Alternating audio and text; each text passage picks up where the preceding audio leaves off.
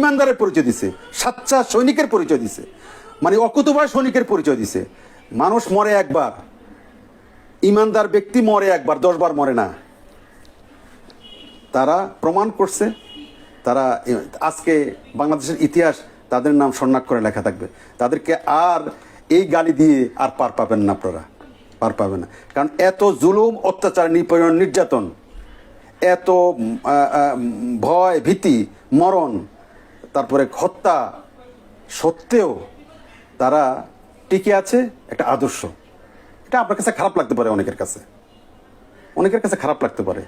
তাদের যে ইমানি জোর এবং তাদের যে মানে দেশপ্রেমিক মনোভাব, তেজদীপ্ত মনোভাব, এটাই তাদেরকে মানুষের মনের ভিতরে স্থান করে নিয়েছে। তারা এই জন্যই সেনাপ্রধান মনে করেছে এই শক্তির কারণে, কারণ এই মুহূর্তে এই শক্তিটার দরকার আছে।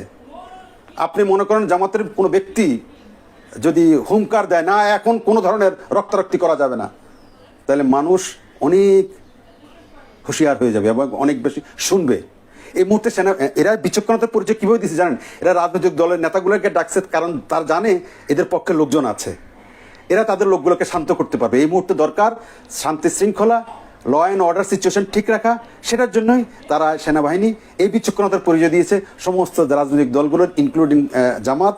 কারণ জামাতের পক্ষে এদেশের এত লোক আছে এবং তারা তো জেনাতনা লোক না, জেনাতনা কর্মী না, তারা খুবই তেজি কর্মী এবং তারা খুব ডাইহার্টেড কর্মী, তারা সাচ্চা ইমানদার। তাদেরকে ডাকলে এবং তারাই পারবে এই সিচুয়েশনটা কন্ট্রোল করতে।